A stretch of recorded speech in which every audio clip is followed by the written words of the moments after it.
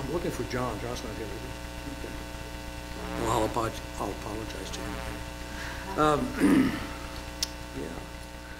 So I'm going to go ahead and use this so I can at least not have to be tied to this thing. So, as Reverend Lisa said, we're going to have two speakers today, myself and she'll be introducing Randy later.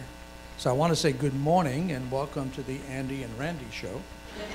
So, but forgive me, I mean, I was raised as a gentleman, so I think that the ladies should have top billing. However, the Randy Andy show just didn't ring a bell to me. That didn't sound right. I think we're in the wrong venue for that one.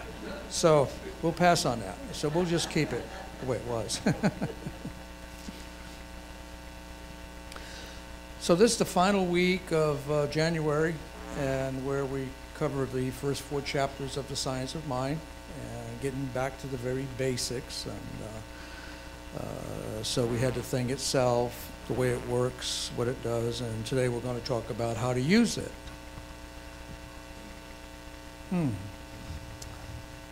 So this is a very short but very interesting chapter as I was going over. It's only about 7 pages long or something. And Dr. Holmes in that chapter clearly states at the very beginning, he talks about science and that science is based on facts, proven facts. And so it is with science of mind. It is science, it can be proven and it can be repeated, which are some requirements for science. The thing is that, you see, whether you know it or not, or you understand what science of mind is about or not, is that you're using it all the time, every day, I mean, in all the things that you do in your life. So, and it's very much like physics or mathematics or biology, whichever, you're living it all the time. You're a part of it. You're in this world and your life, and that's the way it works. And I always like what Dr. Neil deGrasse Tyson says, that the neat thing about science is whether you believe it or not, it's still true. Right? And so, how do we use the science of mind? We have this little story first. There's this country preacher who decides to skip doing the Sunday service. And so he spends the day hiking in the wilderness. And so as he's rounding a sharp bend on a trail, he collides with a bear. And then he goes tumbling down, and he's rolling down the hill, and finally he bangs up against a rock and he breaks his leg. So with that bear charging down at him, he's just petrified. And he puts his hands together and he starts praying and he says, "Oh Lord, I'm sorry for skipping services today. Please forgive me and grant me one wish, make that bear a Christian." And so that bear is coming at me. And at that very instant, the bear comes to a screeching halt right in front of him. He puts his hands together. He looks at that preacher and he says, "Dear God, please bless this food I'm about to receive."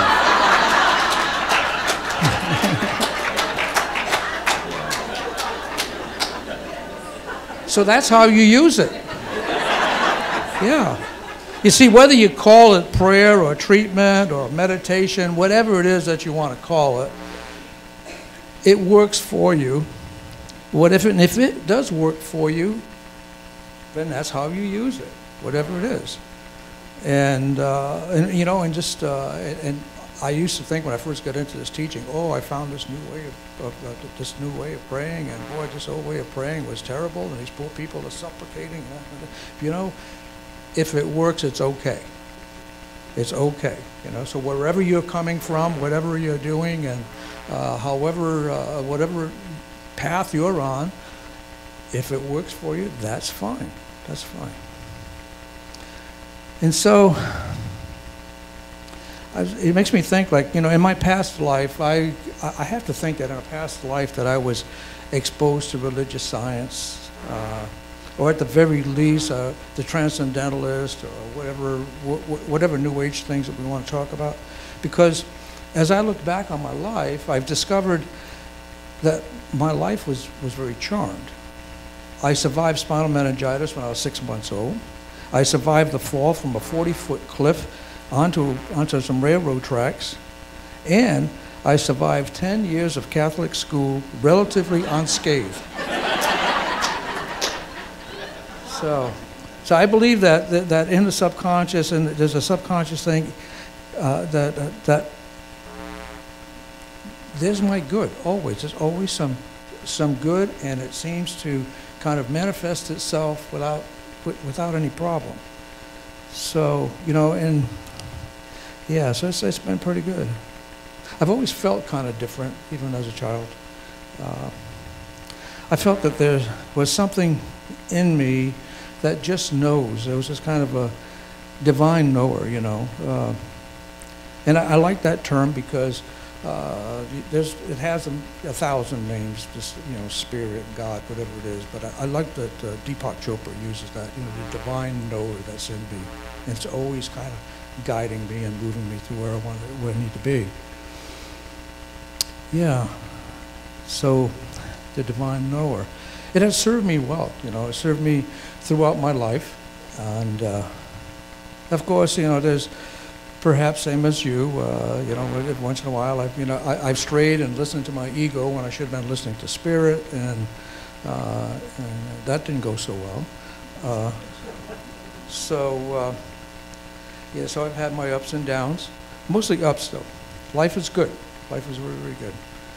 And so even as a young boy, I remember in catechism classes that I knew that there had to be something more. You know, this guilt and fear-laden theology, that I was required to memorize had to be something more than that. And I always felt, gee, that's kind of weird, you know. I couldn't understand that I was born with this brilliant soul, but it had this big ugly stain over there because of something that Adam and Eve did like thousands of years before. It just didn't make sense to me. You know, when you come from a big family and you got a lot of brothers and sisters and somebody else does something wrong and you're getting blamed for it, yeah, that's how it felt for me. Kind of like, okay, well, wait a minute, there's 1,000 years go by and I'm still getting blamed for this thing. So it didn't seem right. It didn't seem right. So as I grew older, the other things that kind of came to my mind is I couldn't understand that here's this omniscient God. He knew what I was going to do before I'm going to do it. Supposedly he gives me free will. Then I get judged for everything I do and I get punished for making the wrong choice. Go figure that out, you know. Sounds kind of passive-aggressive to me.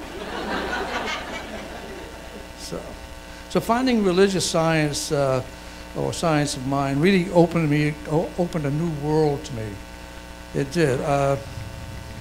Yeah, I began to get a clear understanding of how the universe works, you know, and what my role in it is. I learned how I was creating the experiences of my life. So these 4 Sundays in January are a great refresher, a great reminder of the very basics of science of mind, how to use it. Ernest Holmes gave us the greatest tool that I could ever imagine, and that is scientific prayer treatment. And we use that with science of mind. Now, the reason I had mentioned John Boyle earlier is that I'm going to reiterate a lot of what John Boyle said a few weeks ago when he gave his talk. And the reason I do that is because I know no other way to use it than to use scientific prayer, to use treatment. No matter what it comes to, that's what I'm going to be doing. Because when we're doing that, we're aligning with our good. We're letting the apparent whatever it is in front of us move aside and know what it is that we're supposed to be, that what we are. And by God, we are good. So, why don't you go ahead and put that slide up, please? Thank you. So we can see, we teach the kids the 5 steps there, right? God is, I am, I know, thank you, over and out. And as adults, we have other words as adult, you know, recognition, unification, realization, You know, it's kind of those highfalutin things. So, but if you take a look at that, we're going to talk about that just a little bit. So God is. Now this is that recognition step. And we recognize that there is only that one power, right? That one source, that one infinite mind, that one creator from which everything comes. It's that one source for everything. It has 1,000 names. I like to call it God. It's short, it works. And it's life itself is what it is. Now, I am, the unification. Now, this is really, really important because, and to me, it's kind of like I'm aligning myself with this truth. So if God is all of these things that we keep talking about, then I'm that too. In Hebrew, I like the words they say in Hebrew is, Ehyeh Asher Ehyeh. I am with you always, I am that I am. And even in Hindu, they speak these words and they say, Hamsa, I am that. And so, whatever it is in your life, you are that too, because you're bringing that energy. You're the one who's defining what it is in your life. It's to know, and this is really where the rubber meets the road here, is to know is that declaration. That is what you want to see in your life. I want to see that in my life. Vibrant health, opulent wealth, perfect job, perfect relationships, on and on and on. But we're going to talk just a little bit more about that later. And of course, we say thank you because what you give gratitude for, you get more in your life. And we release it just knowing and affirming, this affirmative prayer, we just release that into that one mind in the universe, and we just know that it's already done. You know, as a note, when you ask for a treatment, even if you do a little prayer request and you put it in a box out here, and I've mentioned this before, when you, the very act of writing out your prayer treatment and saying what it is that you want, and you're putting it in a box, you're already putting the universe into motion. It's already starting to happen. And sometimes when I get these things, I'll write a treatment for somebody and send it out, and I'll get a response and say, you know what, before I even got this, it started changing for me. So that's how it works. So now this is the formula which that we teach for scientific prayer. You know, but keep in mind that, like all things, the thing about science of mind, the thing about religious science, is that it's not dogma. We're not dogmatic. It's not a religion. It's a philosophy. It's metaphysics. So as you get more familiar with the process and you understand all of these steps and you can feel them, you do step 3 before you do step 1. It's going to work for you. You know, it's you can get creative, but first we need to get those 5 down. Right? And to know. It is to know and to understand those. So. And for those of you, if there are any here who do not understand what that's all about, who don't really get that, I highly recommend that you take some classes and learn.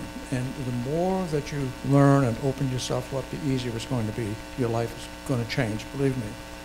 So how do you use it? Quite simply, how we use it is that we're going to change our thinking. We're going to change our life.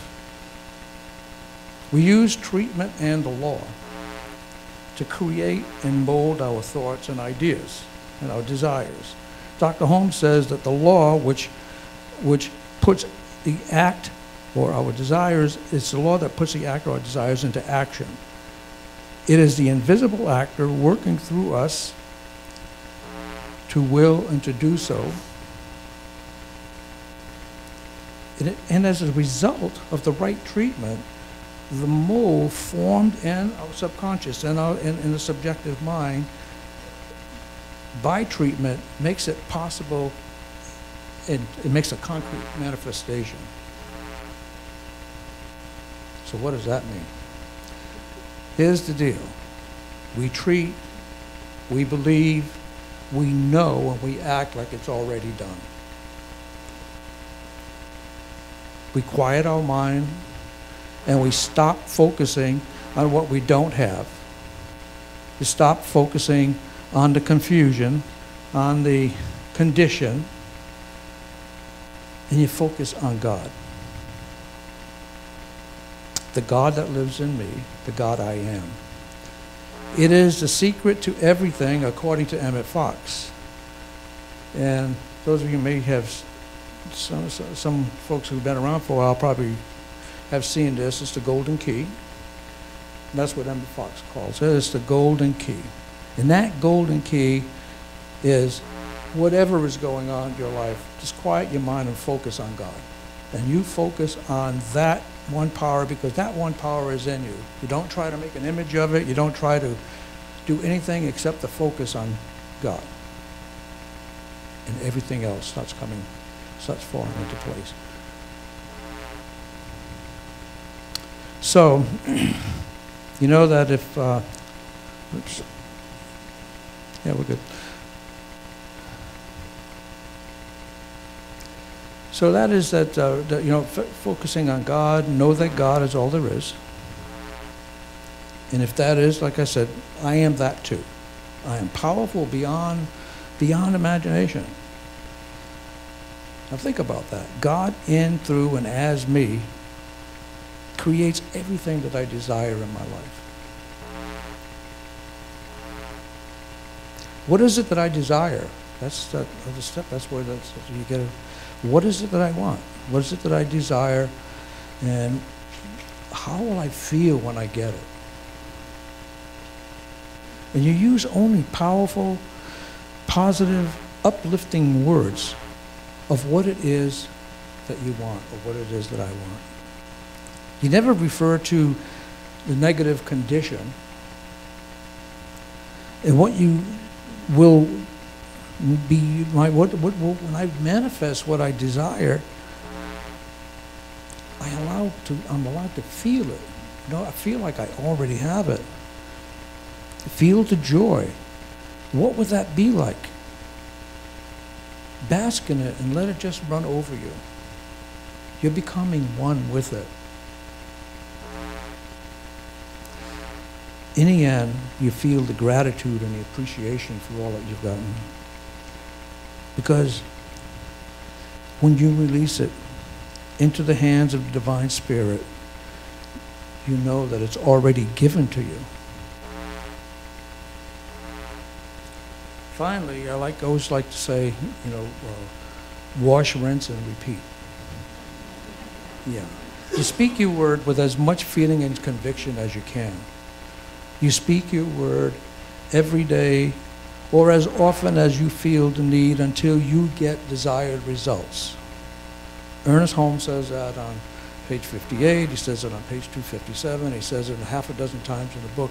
How much should I treat? Well, you treat until you got what you want. Until you get what you want. But he also says, don't go looking at what you don't have yet. You know what I'm saying? It's a lot of difference. You know, so you don't be pulling up those little sprouts that you just planted to see how they're doing. I mean, that's how it works. Yeah. So basically he's saying, set it and forget about it. And that's how you do it. So anyway, this is how you use it. This is how I use it. And I encourage all of you to do the same. Thank you, and namaste.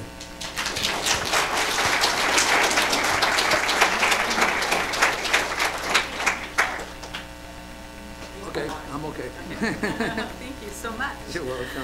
Yeah. And now I am equally excited to introduce our next speaker, Randy Tenckhoff, the second Randy Andy part. And Randy is like a powerhouse of positive energy. She's helped me out with our youth and family program, and I tell you, in seconds she created this huge haunted house in the hall. She shows up, she helps out, she cleans up, and this is after working all night most cases when she's been there. So she is truly an inspiration to me, to the children, to her grandchildren, whom she brings here often. So please help me welcome Randy Tenckhoff.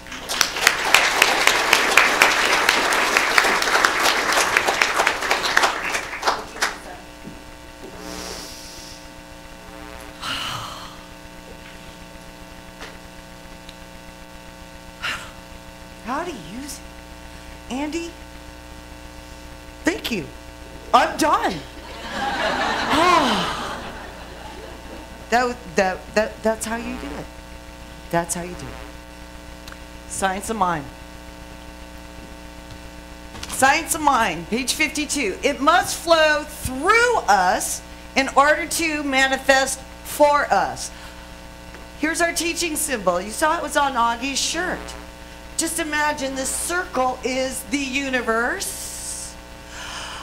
There's a seed of creation. It comes down. Don't imagine these lines. This comes down through us, this creative medium, us, our thoughts, our beliefs. It manifests into the world as whatever it is that our thought had put through.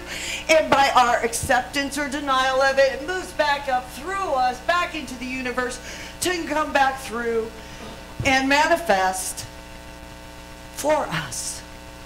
How does that work? Well, just like that. It's really easy. You plant the seed. You create the creative medium. It manifests. You accept it, you tweak it, release it back to God gratefully. It goes back into the universe, comes back in, and that's your life. It really is that easy.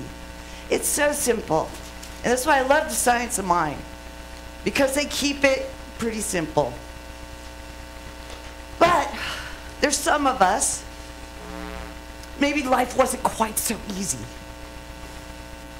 And I know we all like stories, so my story is about this mystic. And she had grown kind of tired of her apprentice always complaining. So one morning, she sent her for some salt.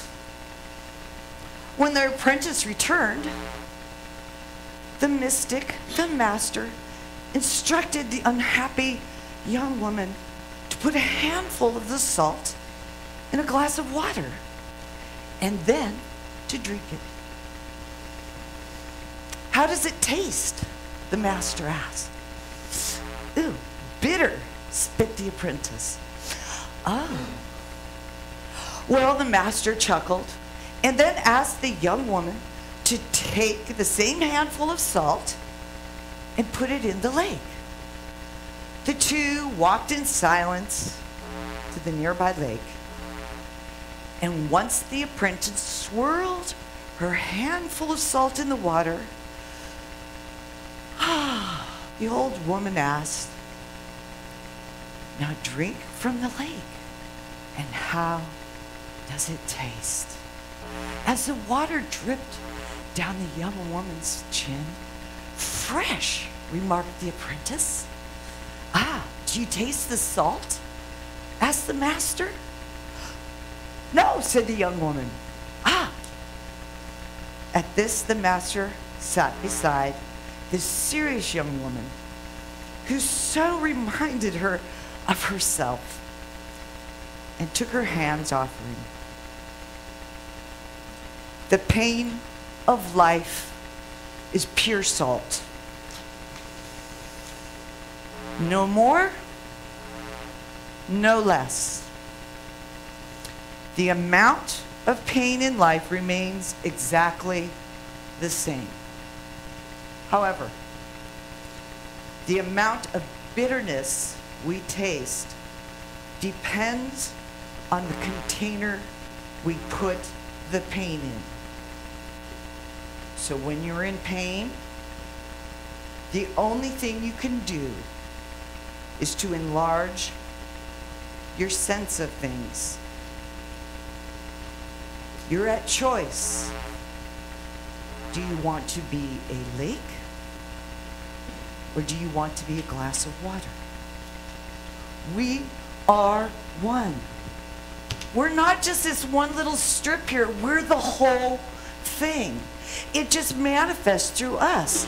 It manifests through me because I'm Randy. It'll manifest through Shirley because that's Shirley, Carolyn because it's Carolyn, James because it's James, that person because it's that person, and that person because they are who they are. That's how it works. But we aren't disconnected from it. We are one with it. So through all my many teachings in the world and the teachers that I had, how I learned to use it was first I had to learn, what is God?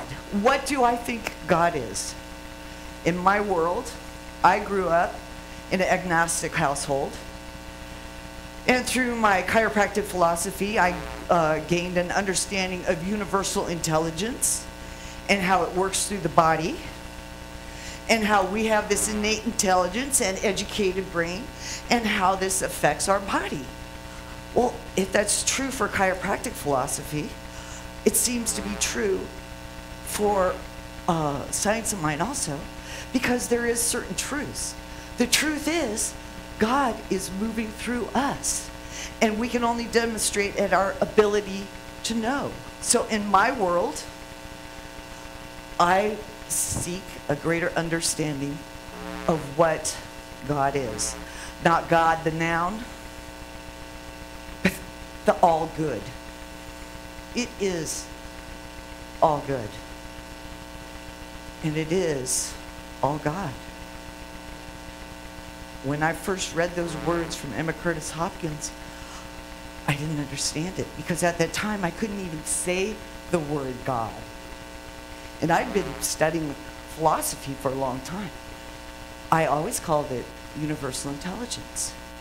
But when I started seeing that it really is all good, and it really is then all God, because if there was good and bad, we would be nullified. The universe wouldn't be here. We would be at conflict. It would be gone.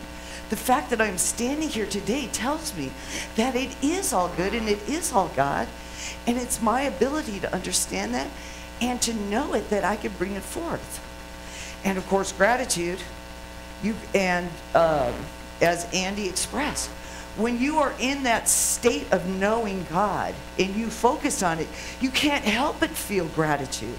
It just naturally comes over you. And Jesus the Christ, what was the first thing that he said? He went straight to gratitude. Oh, I'm grateful that you are all here. I know and blessed, knowing that we will all receive what we need today. And lo and behold, 15 fish turn into 500, and everybody gets fed. Spiritual mind treatment, boom, 2,000 years ago. But God is a paradox. And I get this is from the Science of Mind magazine, which I'm going to plug my group, Science of Mind magazine, Thursdays, 10:15 to 11:45. We read and study the magazine. In the article was, I forget what it's called, something radical metaphysical stuff. Could forget. But it says, there is a paradox that God is both personal and principle. It's both. And it says, be mindful that your concept about God is not God. Your thoughts about your mother are not your mother. She transcends your thoughts about her and exists separate and apart from your concept. The same is true of God. And if God is manifesting and moving through me and I know it, I don't believe it, I know it. And when I knew it, a tear rolled down my eye. I'm like, oh my God, I know this is true. It's a feeling, it's ineffable. You can't teach it, you can't give it, you can't buy it. One day you'll just know. I had the ability. If it's moving through me, I had to figure out, oh God, who am I? If God is manifesting through me, who am I? Okay, am I the cup or am I the lake? Am I seeing God as my mother in a limited view as a child? Or am I seeing a greater philosophy? I don't know. But I knew one thing, do no harm. Ernest Holmes says that. He says, don't do any harm. Not just don't do harm to other people, but don't do harm to yourselves. And I was able to grasp this because a 12-step program was part of my growing up. And so I knew right in that moment, there's a whole section on that about doing no harm. And if you do make a mistake, what do?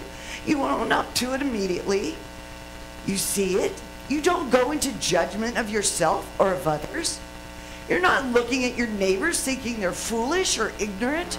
You're allowing them to have their life experience. Why? Because I'm having my life experience.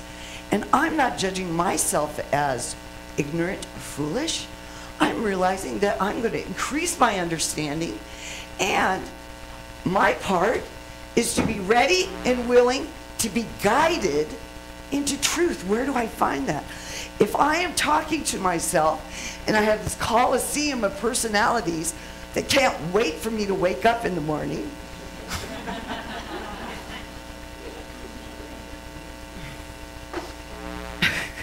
or we'll sit there and it's that tick in the back of your throat that's like, oh God, you're done meditating, you're done. No, I'm not. Yes, you are. No. Oh, no, I'm not. How do you know yourself? Each one of you will find your own way. Each one of you will find your own path, because what are we? We are individuated from the one source. And it is all good, because it is all God. That means you're all God, you're all God, you're all God, you're all God. There is no separation. And I also found service. Service. For in my world, as I got to know myself, I found the Gandhi quote of, if you want to truly know yourself, be of service to others. Uncomfortable. I have 4 kids. How much more service do you want? But Viktor Frankl wrote, we who lived in concentration camps can remember the men who walked through the huts comforting others, giving away their last piece of bread. They may have been few in number, but they offer sufficient proof that everything can be taken from a man but one thing: the last of the human freedoms, to choose one's attitude in any given set of circumstances. What do you choose today? Who do you put first? Where do you receive your understanding? Compassion is empathy and service. It's a tough lesson, and it was one that has treated me well. So now, how do I, not just the big I, because I do know that I am one with God. I know this travels through me, but I also know that I'm the little I. Not the bad little ego. I'm lots of little I's. I'm the mom. I'm the worker. I'm the tailgater. Ugh. I'm the person who's sitting at the stop sign thinking of something else other than driving. Okay? I'm the housekeeper. I'm the lover. I'm the healer. I'm the alcoholic. I'm the practitioner. I am the sister, the daughter, and the mother of a wonderful family with whom I have complete and healthy relationships with each one. Okay, maybe not my ex-husband. But I love all his children. But you do have to learn to let go. You have to let go. Make your past today, and make today centered in God. So then when you're having past life experiences, your experiences are one of God, one of you. Remember that the power in you is you. I love this. Get this. It is itself as you. It is itself as you. Reverend Dutch has taught us in practitioner class, don't ask how, don't ask the what. Ask or the why. Don't ask how, don't ask why. Ask, what is the spiritual principle present? What spiritual principle am I practicing at this time? Am I in service? Am I in faith? Am I in gratitude? Am I in do no harm? All these things are spiritual principles that you can focus on a daily basis. Pick one. Today I'm going to be non-judgmental. Oh, God, okay, wait a minute, show you. That's better than being no patient, having patience. Because you don't want to go there. And remember. And that sentence goes on to say, the more you live, the more completely it, universal intelligence, God, creative force, is expressed through you. The self-surrender necessary for a more complete outlet to this power is not a surrender of the individuality or of the true self. It is merely a surrender of the false self to the true self. And as I mentioned, and that comes from how the art of life. Oh, this is life. This is your life. I'm having my life. I'm doing this because you know what? Nothing gives me greater joy than to talk about this stuff. I love it. That's why I do the Science of Mind magazine. Because I love talking to the people. I love the people that think this way. I love coming here. I love sharing this. Let go and let God. How do you do that? How do you become the cup turned into the lake?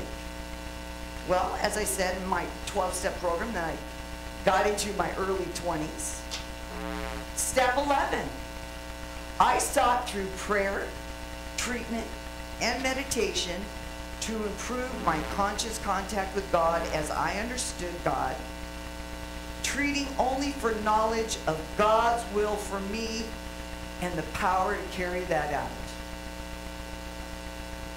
I am but one. I can only do what is mine to do. You can only do what is yours to do.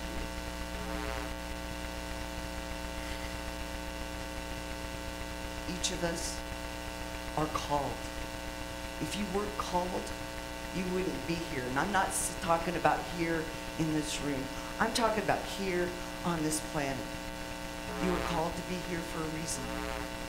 To allow this force, this energy, this source to move through you. I don't know why you guys are here. I'm still trying to figure out why I'm here. But I know if I come here and I show up every day, put God first, do no harm, follow my principles, my life is one of joy, it's one of peace, it's one of love, it's one of power, it's one of beauty. And that life that moves through me is a life that moves through all of us. And I have times in my life where I look up and I think, am I dead? Because I feel like I'm in heaven. And I'm not kidding. Because I have let go of having to hold on to being in control, to being right, to being first, to being the best. Okay, I let go of being Madame Curie. Shit, Madame Curie was already Madame Curie. Okay, I'm Randy. And I know that Randy is just a name that's put on this physical meat sack that I walk in. But I love this meat sack. And it serves me, and it serves me well because I serve it well because I put God first. And that's how Science of Mind works through me. Namaste.